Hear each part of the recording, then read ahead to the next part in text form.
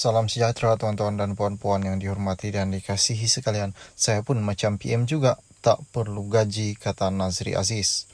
Duta Malaysia ke Amerika Syarikat Muhammad Nazri Abdul Aziz menegaskan dia bersedia untuk tidak menerima gaji apabila memulakan tugasnya itu kerana gaji bukan keutamaan.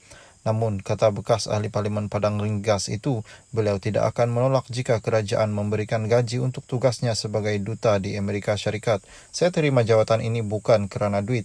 Macam bekas duta-duta yang kata, rugilah calon-calon lain tak dapat duit. Mungkin gaji tinggi agaknya. Saya pun macam Perdana Menteri juga, saya tak perlu gaji ini, saya ada duit sikit.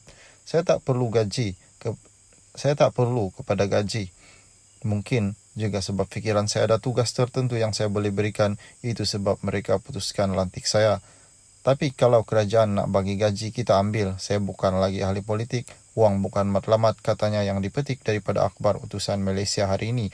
Menurut Nazri, penerimaannya terhadap pelantikan jawatan itu bukan soal gaji tetapi kerana mahu tanggungjawab dan merasakan bahawa dia masih boleh memberi sumbangan kepada kerajaan untuk selama 2 atau 3 tahun lagi. Selasa lalu Kementerian Luar Negara mengumumkan bahawa Nazri telah dilantik sebagai Duta Malaysia ke Amerika Syarikat. Bagaimanapun pelantikan itu mendapat kritikan daripada orang ramai dan sesetengah pemimpin yang berpandangan jawatan duta perlu dihaskan kepada diplomat yang mahir dalam hal ehwal antarabangsa.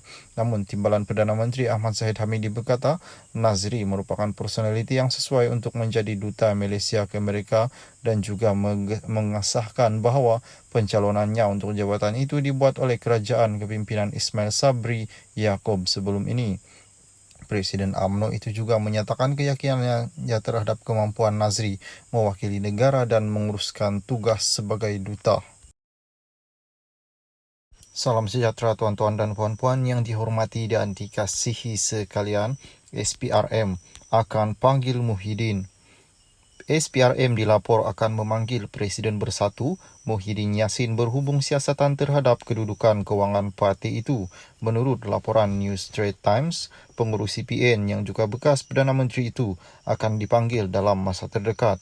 Muhyiddin akan dipanggil bagi dirakam kenyataan mengenai dakwaan 300 juta yang diterima parti terbabit sebagai dana politik daripada kontraktor yang dianugerahkan projek ketika pentadbirannya. Menurutnya, beberapa pemimpin parti Bersatu juga akan dipanggil untuk memberi keterangan termasuk bendahari parti itu.